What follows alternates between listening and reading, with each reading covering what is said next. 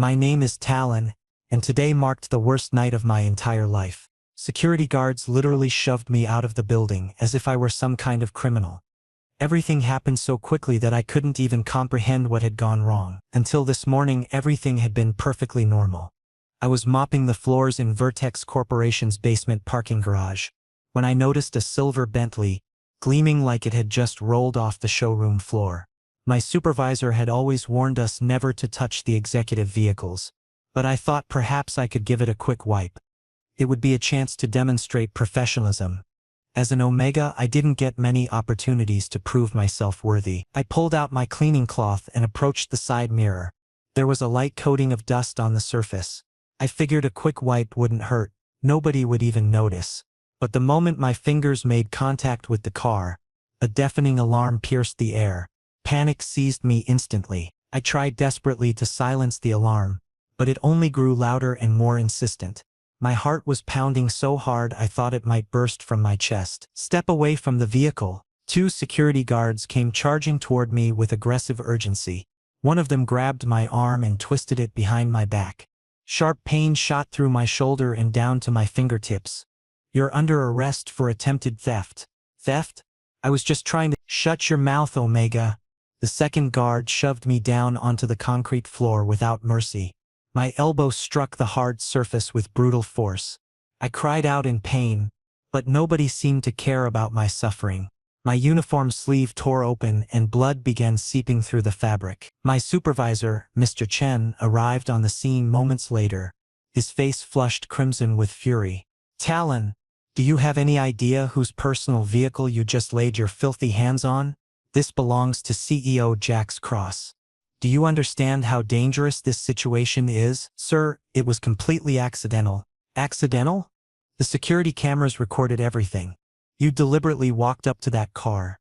Mr. Chen's spittle flew onto my face as he screamed at me with unrestrained rage. I was telling the absolute truth, but nobody would believe a word I said. Who actually listens to an Omega's testimony, especially when accused of damaging a high-profile alpha billionaire's property? In this society, our worth is considered practically negligible. Suddenly, a cold and commanding voice echoed throughout the parking structure. What exactly is happening here? Everyone fell silent as though time itself had frozen. I lifted my gaze to see Jax Cross standing before us. He was tall with broad shoulders, a sharp jawline, and an intimidating alpha aura that dominated the entire space. His gray eyes were fixed directly on me, cold and utterly emotionless. His overwhelming presence caused my Omega instincts to immediately shift into submission mode. "Sir, this Omega was attempting to access your vehicle." The guard began his explanation. "I asked him directly," Jax interrupted, pointing at me with one finger. "You there. Stand up immediately." I rose to my feet, trembling uncontrollably. My uniform was filthy and disheveled, blood still trickling from my injured elbow.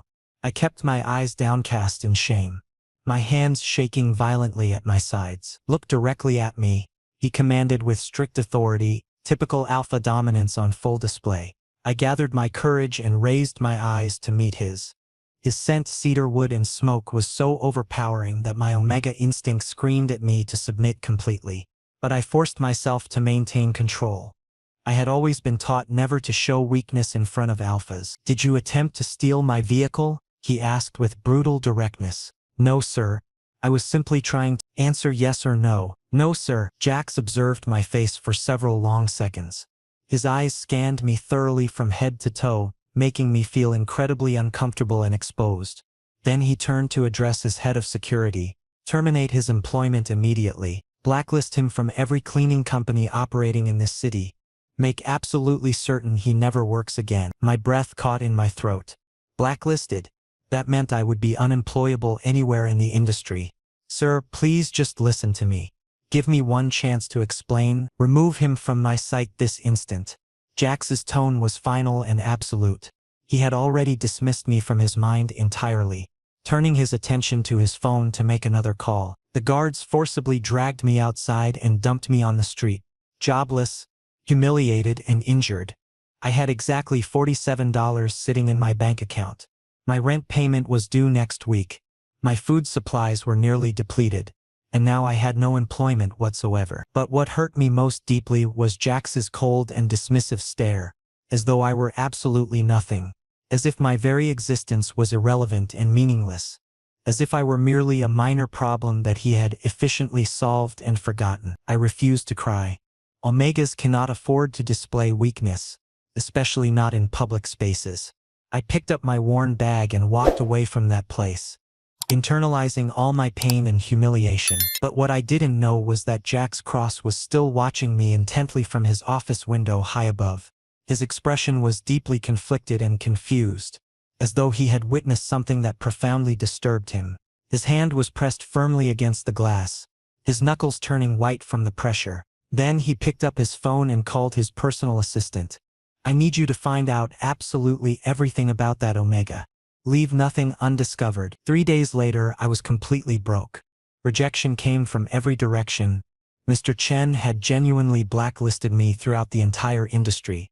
No company would even consider hiring me. Whenever I showed up for interviews, the moment they searched my name, their expressions would change dramatically. They would dismiss me with empty promises of, "We'll contact you," but that call would never come. My landlord was already threatening eviction with increasing aggression. His messages arrived 10 times daily. "Pay by Friday or I'm changing the locks on your door." I had nothing left to save myself with.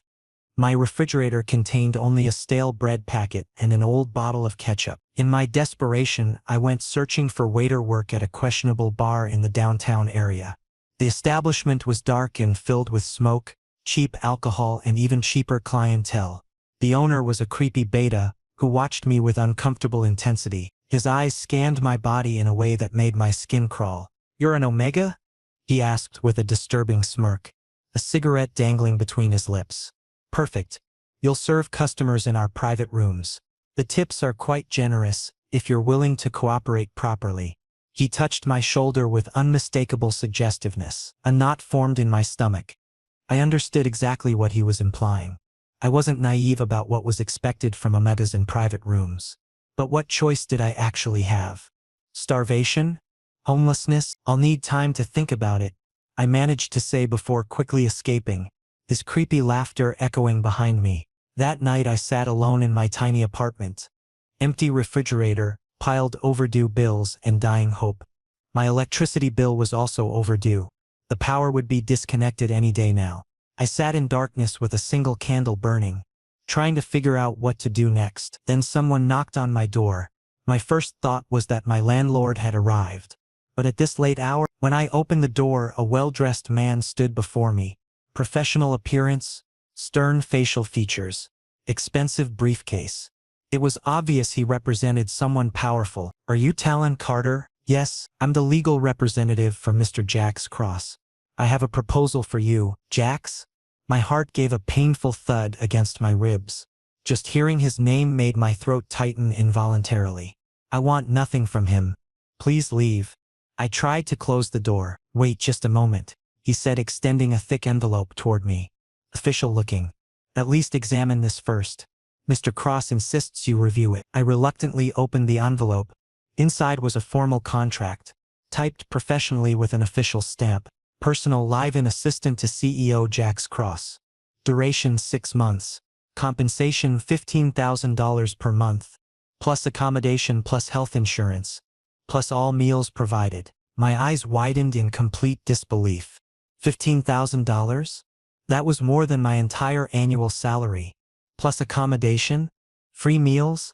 This couldn't possibly be real. "Is this some kind of joke?" I asked incredulously. "Absolutely not. Mr. Cross requires an assistant with 24/7 availability. You are qualified for this position." The representative's face remained completely expressionless. Qualified? He personally had me fired and blacklisted. And now suddenly this offer? I was confused and deeply suspicious. Something was definitely wrong here. The legal representative maintained his emotionless demeanor. "Mr. Cross has his personal reasons, which he will explain to you directly. If you're not interested, I'll leave immediately. However, this offer is only available once. I need your decision by tomorrow." He turned to leave. My mind was in complete chaos. Jax had destroyed my entire life, and now suddenly this offer appeared. Was he planning to torture me? Or was something else happening? But then my phone buzzed. My landlord's message appeared in all capital letters. Final warning. Pay by tomorrow 6 p.m. or you're out. Police will escort you. The pile of bills sat before me. My empty refrigerator. My bleeding elbow that hadn't been properly treated. And that creepy bar owner's disturbing offer. Wait! I shouted desperately. The representative stopped and slowly turned around. I'll sign it. My hands were trembling as I picked up the pen. The representative smiled for the first time. Wise decision, Mr. Carter. A car will arrive tomorrow morning at 8 o'clock sharp. The next day, I stood before the gates of Cross Estate. I carried only an old duffel bag containing everything I owned in this world. The mansion was so enormous that my entire apartment building would fit inside like a single room. The iron gates opened automatically. Clearly a very advanced security system. Inside I felt completely overwhelmed. Marble floors stretched endlessly. Crystal chandeliers hung from soaring ceilings, and paintings that probably cost millions adorned the walls. I felt uncomfortable looking at my dirty shoes against such pristine surroundings. A strict-looking housekeeper named Mrs. Helena greeted me. She was elderly but maintained a military straight posture. You must be Talon. Follow me closely. Don't touch anything whatsoever. She led me to a luxurious wing where my room was located, a king-size bed, an attached bathroom with a marble bathtub, and a balcony overlooking manicured gardens. I was in complete shock. This single room was twice the size of my former apartment. Your duties begin tomorrow morning, Mrs. Helena said strictly. Mr. Cross does not tolerate delays or excuses of any kind. 6 o'clock sharp. Breakfast must be ready. Then you'll follow his schedule precisely. Understood? Yes, ma'am. Good. Dinner will be served at 7 o'clock in the dining hall. Mr. Cross expects absolute punctuality. She started to leave, then stopped. And Talon, some advice. Mr. Cross is extremely complicated. Don't become personally involved with him. Simply do your job. She left after delivering that cryptic warning. I was confused. Involved? I was merely an assistant. That night I tried to sleep. The bed was so soft it felt uncomfortable. I was accustomed to sleeping on the floor. Sleep wouldn't come. Tomorrow I would face Jax directly. The same alpha who had destroyed my life. What would he expect from me? Would he punish me every single day? At 5 o'clock the next morning I was already awake, nervous energy coursing through me. I put on my best clothes, though they looked shabby compared to this environment. Punctuality was essential. By 5:45 I was in the kitchen, following Mrs. Helena's instructions to prepare breakfast. At exactly 6 o'clock I entered Jax's private study, carrying a tray with perfectly arranged breakfast. My hands shook slightly. When I knocked on the door, his deep voice called out, "Enter." I stepped inside. The study was spacious, floor-to-ceiling bookshelves, a massive desk, and on one wall hung a portrait of Luther. Wait, who was Luther? The painting showed a young Omega, beautiful and smiling. Jax was already there, reading files at his desk, wearing reading glasses. His presence was still terrifying. He wore a formal shirt with rolled-up sleeves, deeply concentrated. "Sir, your breakfast," I said softly, placing the tray on the table. "Sit down," he said without looking up. I sat in the chair opposite him, uncomfortable. My eyes kept drifting toward the painting. Finally he looked at me, removing his glasses. His gray eyes pierced directly into mine, analyzing everything. Several seconds passed in suffocating silence. "Do you understand why you're here, Talon?" His voice was calm but intensely focused. "You needed an assistant, sir." "Partially correct." He rose from his chair and approached me, hands in his pockets. "Do you know what you triggered when you touched my vehicle?" "Sir, that was accidental. That car," he interrupted, "belonged to my late mate, Luther. He traveled exclusively in that vehicle. 2 years ago he died in that same car in an accident." My breath caught sharply. "Luther. The Omega from the painting. When you touched that car, the security system sent an alert directly to my phone. When I came downstairs and saw you..." Jax paused, controlling his emotions carefully. For a split second I thought Luther had returned. Same hair color, same build, same... He stopped speaking. I was speechless. I was confused, angry. "That's why I had you fired, blacklisted. I wanted you gone. But..." He moved closer to me. "Your scent, your eyes. I could net you. My heart was pounding violently. So I'm a replacement. Jax grabbed my wrist, not roughly, but firmly. I don't know yet. Maybe yes. Maybe no. That's why this contract exists. 6 months. I'll decide. Tears filled my eyes. Humiliation. Helplessness. So this is an experiment? An emotional experiment? Call it whatever you want. But you signed it, and you'll do exactly what I say for 6 months. He moved even closer. Starting right now. In that moment, I understood completely this contract was a prison. A golden cage. And Jax Cross was my complicated, damaged jailer who was living in the shadow of his dead mate. But I had no choice. I was financially dependent. Emotionally trapped. Yes, sir, I whispered, lowering my gaze, the ultimate omega submission. Jax lifted my chin. Good. Now eat breakfast with me. I want to know everything about you. This was a command, not an invitation. And I knew the next 6 months were going to be extremely complicated and painful. During the first week I was forced to obey Jax's every instruction, but these were far different from normal assistant duties. Wake up at 5 in the morning before the alarm because being late was absolutely forbidden. Breakfast had to be ready at precisely 6:30. Not 6:35, not 6:32, exactly 6:30. Schedule his meetings, organize his files, have his coffee ready in exactly 3 minutes. Every tiny detail was controlled. But these weren't normal assistant duties. This was psychological control. Jax never smiled in my presence. He never engaged in casual conversation. Always commands, cold, precise, emotionless. As though I were a robot instead of a human being. Sometimes he would assign me tasks for hours on end. Sort files, filter emails, reschedule meetings. It seemed deliberately designed to exhaust me. One morning I was running slightly late preparing breakfast. Only 10 minutes. Something went wrong with the oven and the toast burned. I was quickly making fresh replacements. When Jax arrived at the dining table at exactly 6:30 and found no food waiting, his expression turned dark. He remained silent, but his silence was far more terrifying than words could ever be. Where's my breakfast? His tone was dangerously low. Almost ready, sir. Just 5 more minutes. There was a problem with the oven. I specified 6:30 in the morning, not 6:40. He tapped his watch deliberately. I apologize, sir, I was… Bang. He slammed his hand down on the table so forcefully that the plates rattled violently. I flinched backward in fear. Do you think I'm paying you $15,000 monthly to manufacture excuses? No, sir.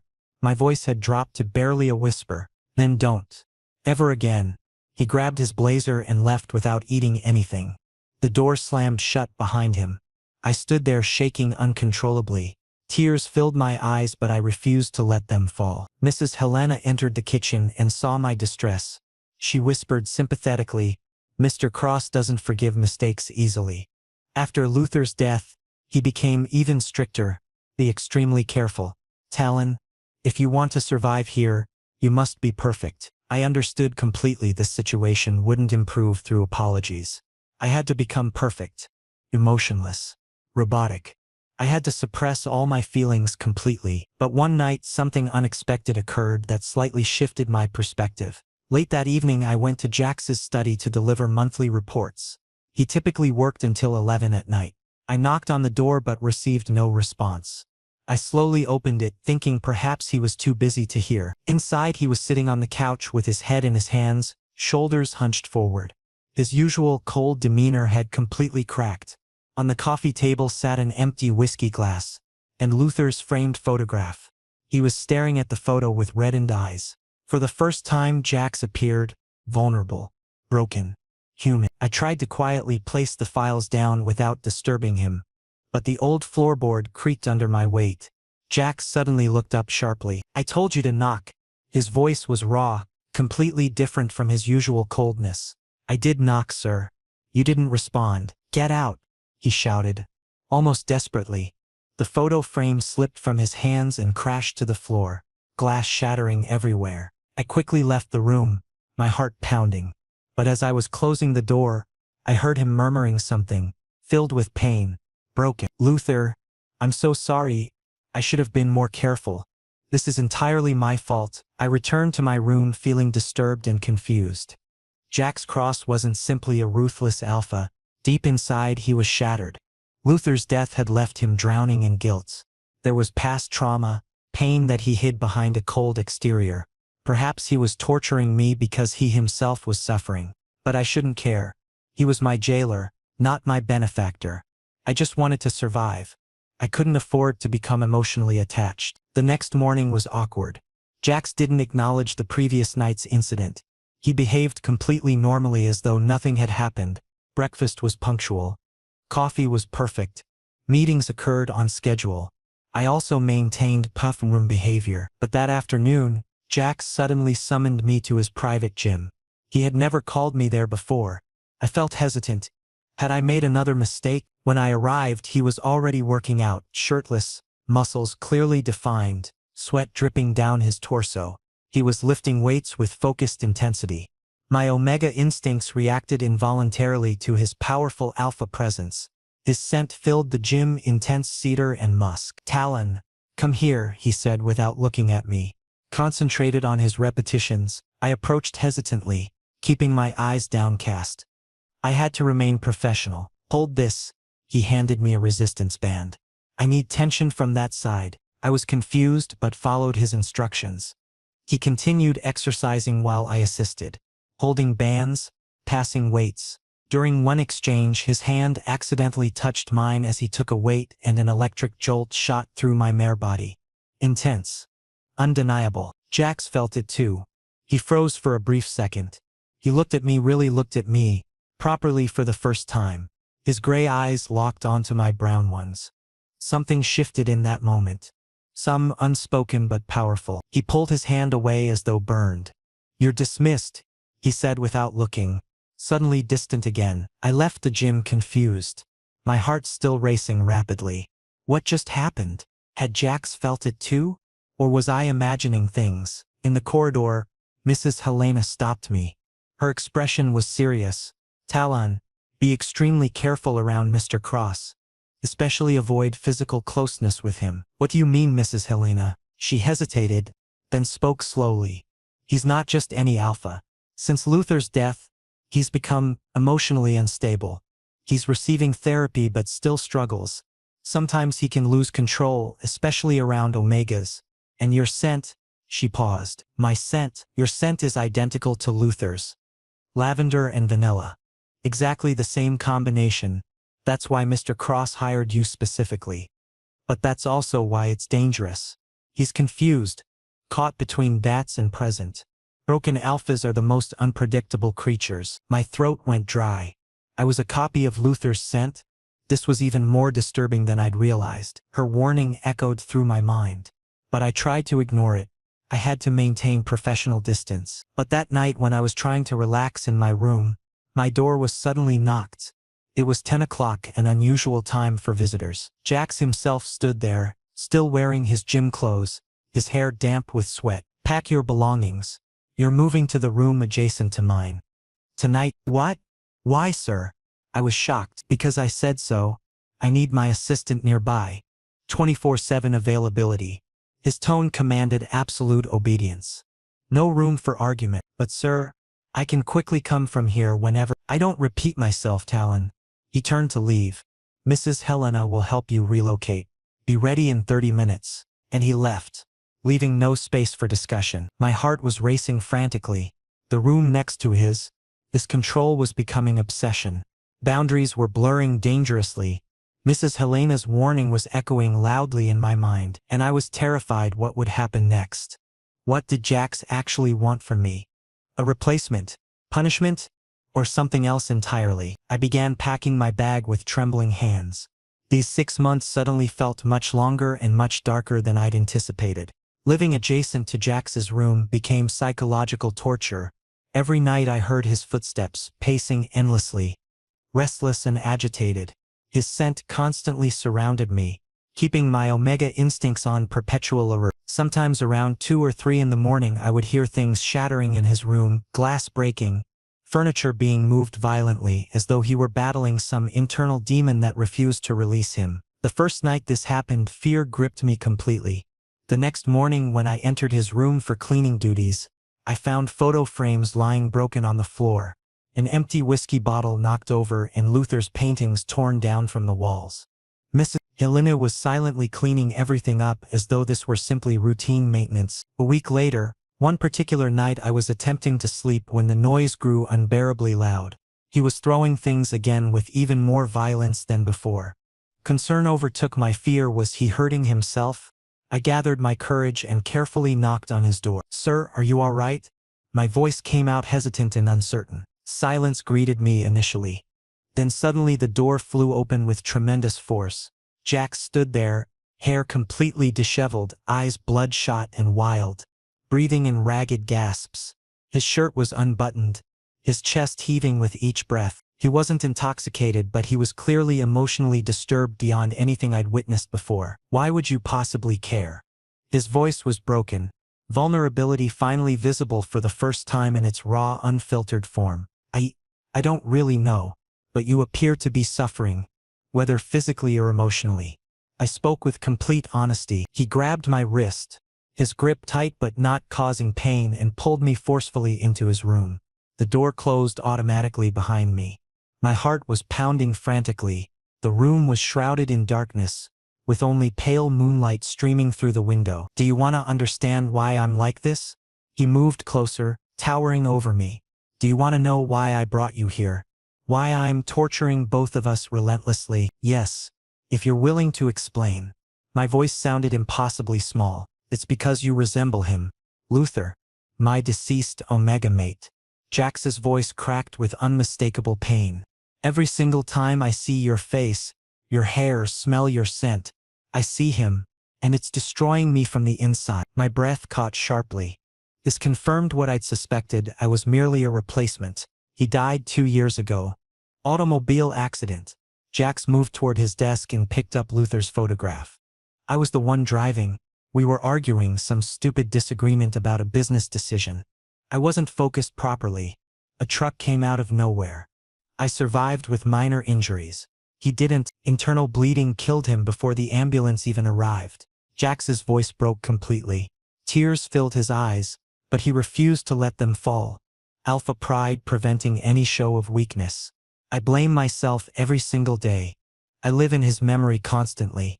Even therapy isn't helping. And then he turned to face me directly.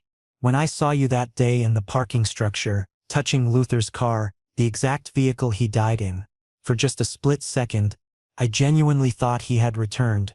Identical eyes, same innocent expression, the exact same scent. I was terrified. That's why I had you fired immediately, blacklisted everywhere. I wanted you completely gone from my life." "But then what changed?" I whispered. "Then I couldn't forget you. Every night your face appeared in my dreams. Sometimes Luther's features, sometimes yours. I was confused, drowning in guilt. So I hired you back."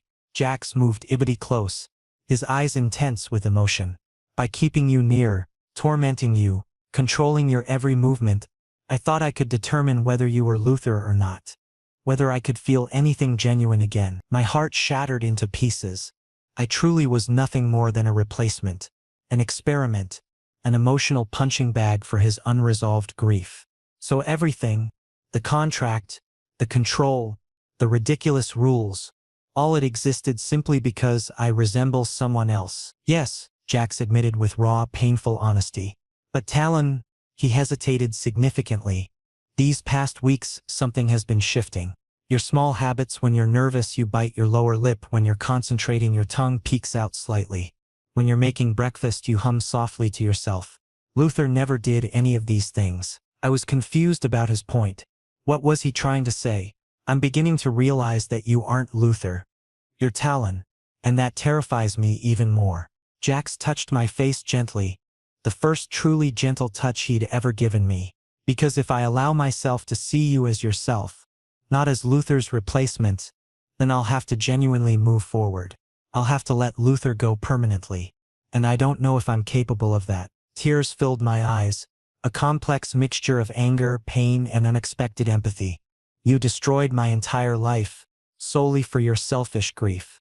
I'm a human being, Jax. I'm not someone else's shadow." "I know that," he whispered, guilt clearly visible in his expression. "I'm a monster. I'm fully aware. But I ran toward the door, tears now flowing freely.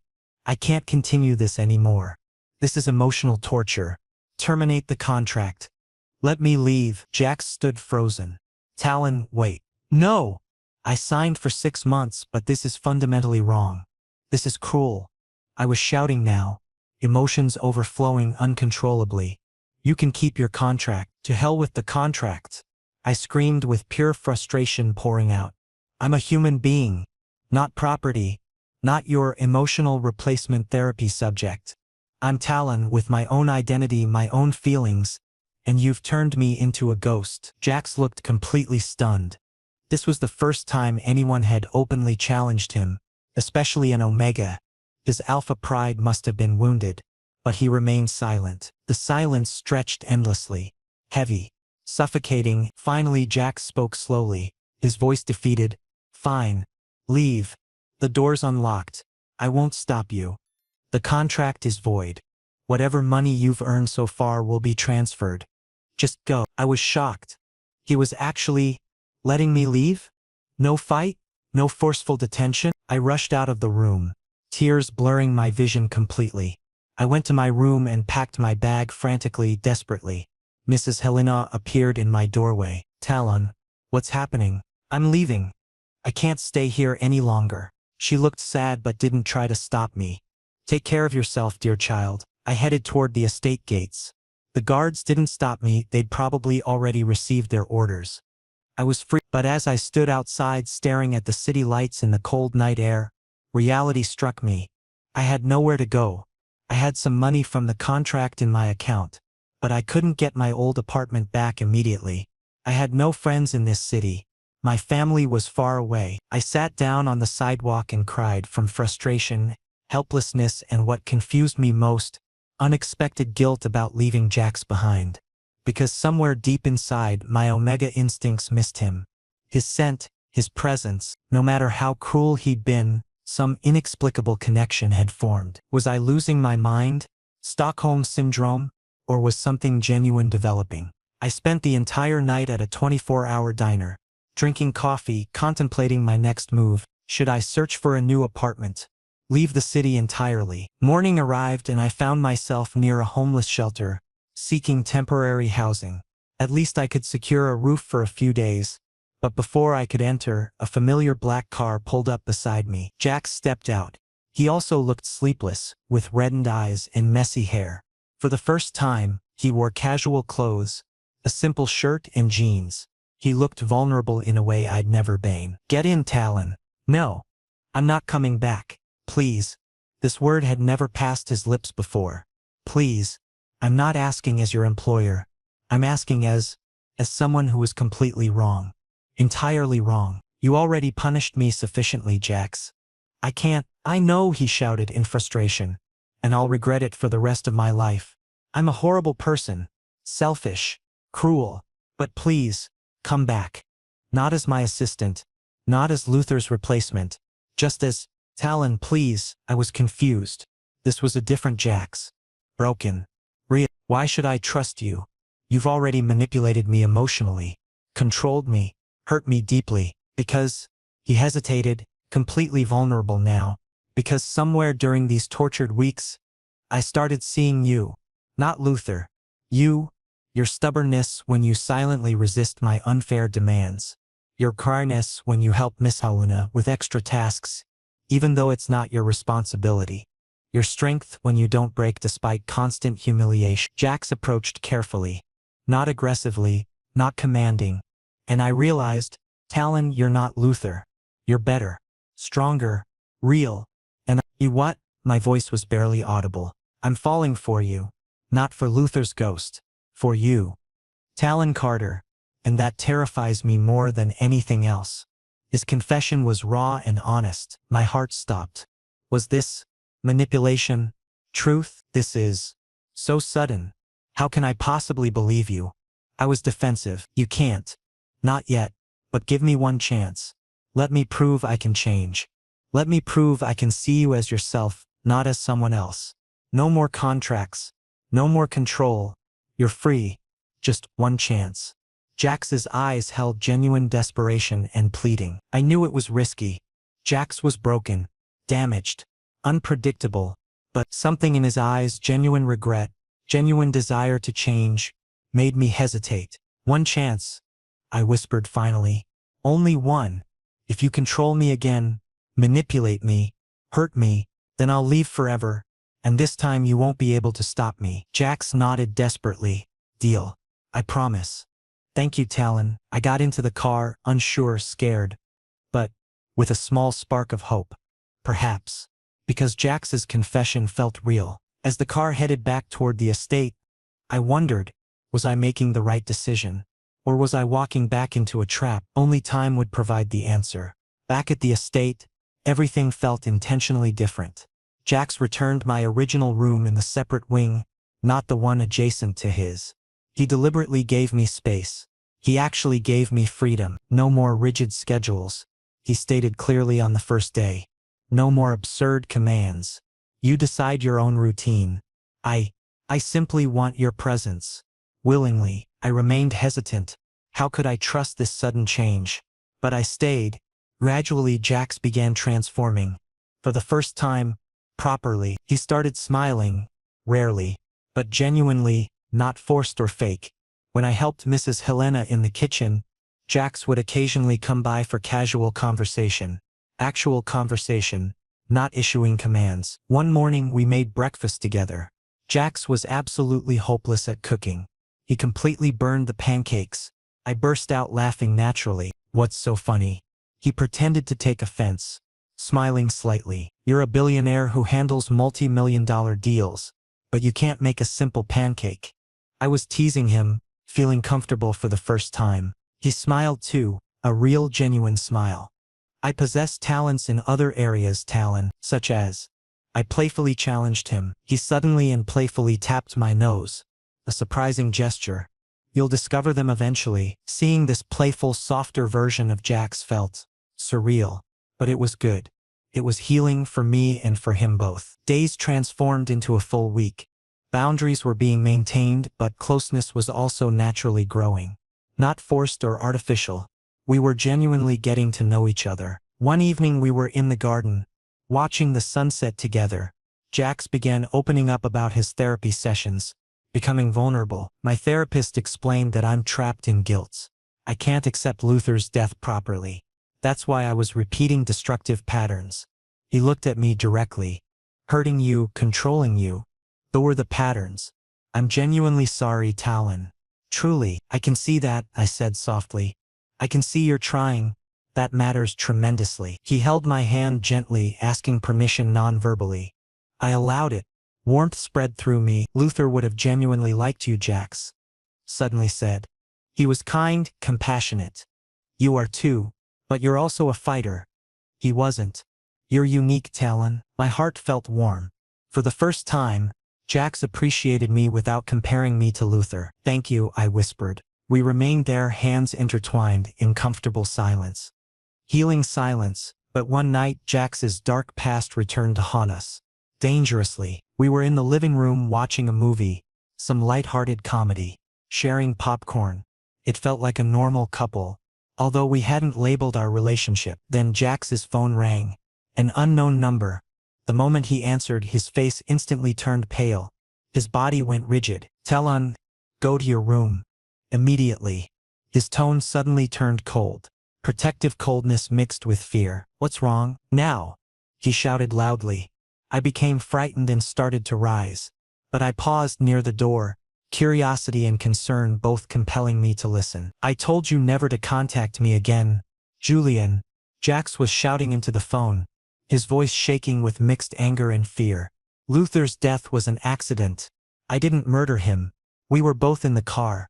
Stop blaming. Someone said something on the phone. I couldn't hear the exact words, but Jax fell completely silent, his face turning white. If you come anywhere near me or Talon, I swear I'll destroy you. Permanently. I have lawyers. I have resources. Stay away from us. Jax's threat was crystal clear. The call ended. Jax threw his phone. The screen shattered against the wall. He collapsed onto the couch, head in his hands, breathing heavily. I quietly emerged from the shadows. Jax, who was that? He looked up at the sound of my voice. His eyes showed both fear and guilt mixed together. Talon, I instructed you to— Who is Julian? I asked firmly. And why did he mention my name specifically? Jax remained silent, clearly conflicted internally. Finally, in a defeated tone he spoke. Julian is Luther's older brother, an alpha.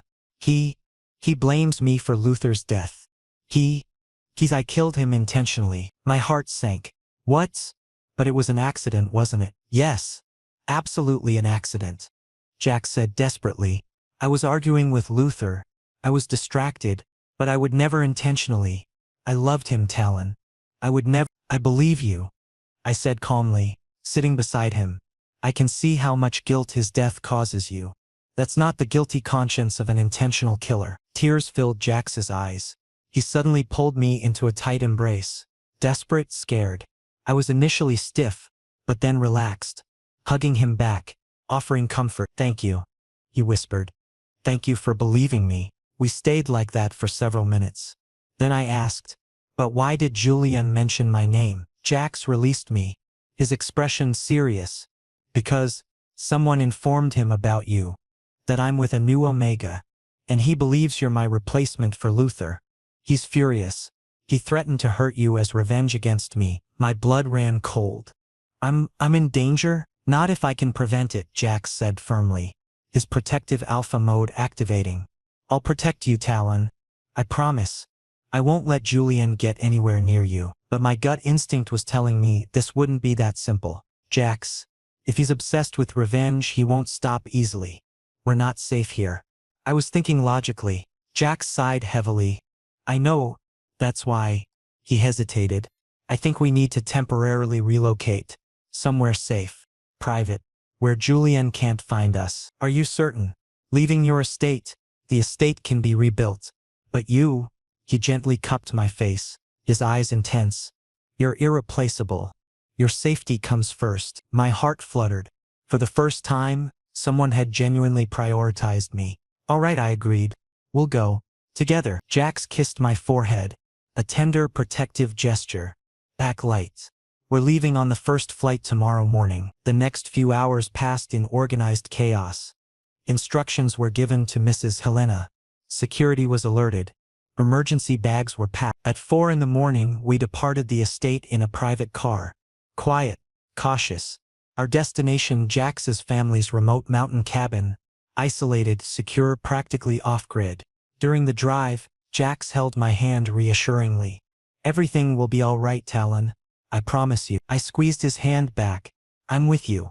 That's enough. But we both knew Julian wouldn't give up easily. A storm was approaching, and we would have to face it together. We remained hidden in the mountain cabin for an entire week. Completely isolated, with no phone signals except for a satellite phone reserved for emergencies. The cabin was cozy, wooden interiors, a functioning fireplace, surrounded by dense forest. Peaceful, safe. Or at least it felt safe. Jax remained in constant protective mode.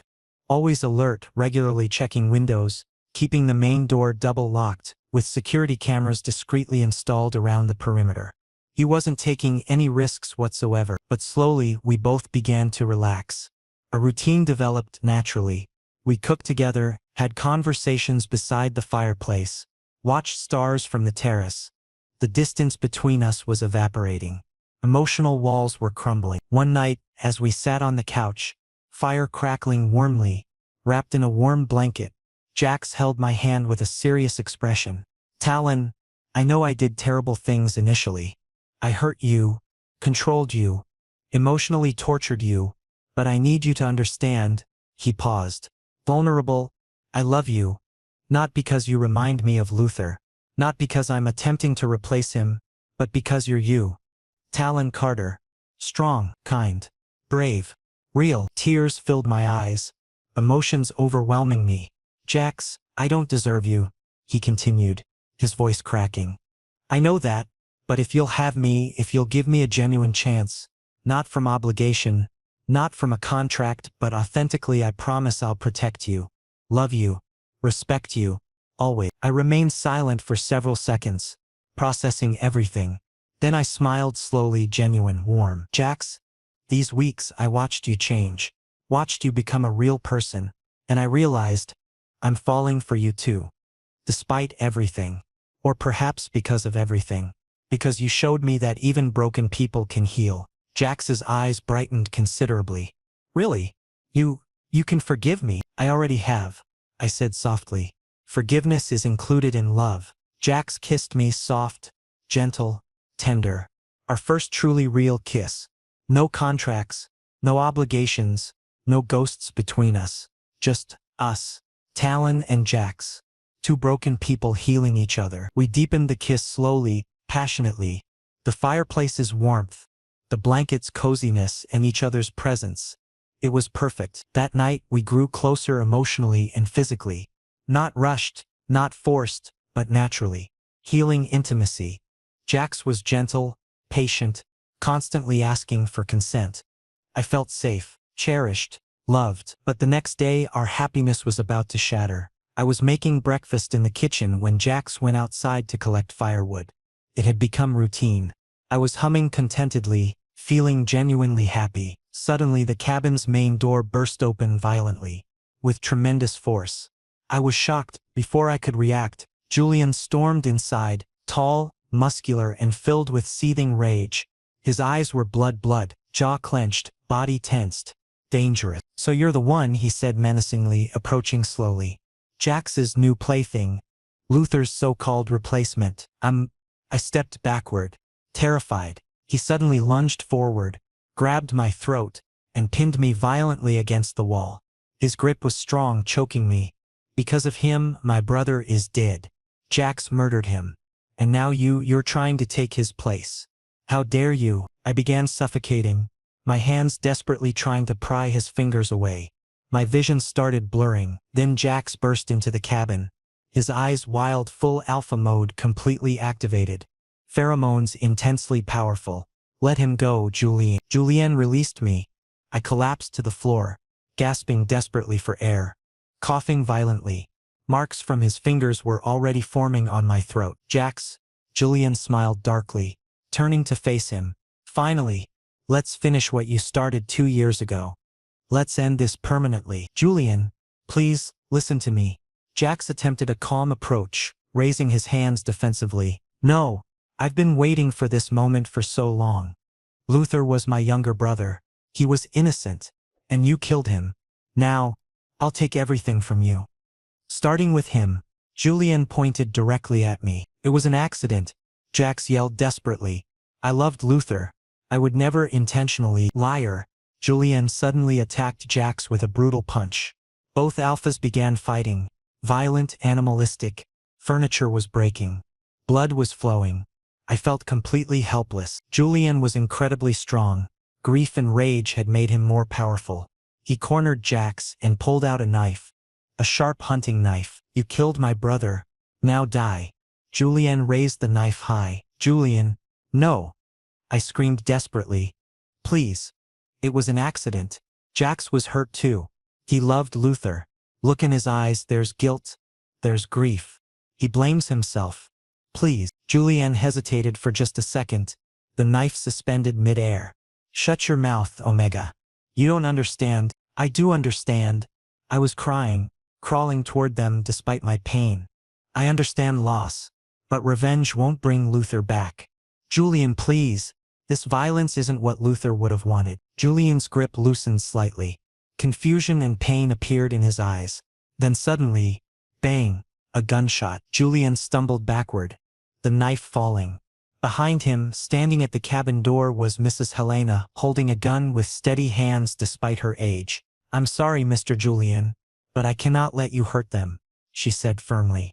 I called the police before coming here. They're 10 minutes away. It's over. Julien was bleeding, a shoulder wound not fatal. He collapsed to his knees crying. Luther, brother, I'm so sorry. I failed you. Jax was injured, cuts on his face, bruised ribs. But he immediately came to me. Talon, are you all right? He checked my face gently. Yes. My throat hurts, but I'm okay. My voice was hoarse. Jax pulled me into a tight embrace. I'm so sorry. I should have been more careful. I couldn't protect you. You're here. That's enough. We're both safe. I returned the hug. The police arrived, sirens echoing through the mountains. Julian was arrested. Assault and attempted murder charges. He didn't resist. He was completely broken. As he was being placed in the police car, he looked at Jax one last time. I'm sorry, Jax. Grief blinded me. Luther, he loved you. He wouldn't have wanted this. Jax was emotional too. I'm sorry too, Julian. Losing Luther broke us both. But violence isn't the answer. Julian nodded, tears flowing. The car drove away. 3 months later, Talon and Jax were now openly together. They'd returned to the estate, but this time with no secrets, no ghosts between them. Jax made a public announcement at a press conference. Talon Carter is my omega. My mate. My partner. And I love him. Anyone who has a problem with that can leave. Society was shocked. Tabloids, social media, business rivals all reacted. But Jax didn't care. He restructured his business ethically, continued therapy regularly, and properly said goodbye to Luther emotionally. They both visited Luther's grave. Jax placed flowers there. Luther, I'm sorry I couldn't save you, but I promise I'll live fully now. Talon taught me how to be alive again. I hope you're happy wherever you are. I also said a silent prayer. For Luther. For Jax. For our future together. One evening on the estate's terrace where we'd first genuinely connected, Jax proposed to me. Not with a contract, but with a ring. Simple, elegant, meaningful. Talon Carter, will you be mine forever? Not as an assistant, not as a replacement, but as my equal, my partner, my love? I cried, tears of joy. Yes, Jax. Always. Forever. We kissed under the stars. Passionate, loving, healing. Life wasn't perfect. Challenges would come. Society's pressure, business issues, emotional scars. But now we were together. Really, truly together. And this time, it was real. It was permanent. It was beautiful. Mrs. Helena watched from a distance and smiled. Finally, peace.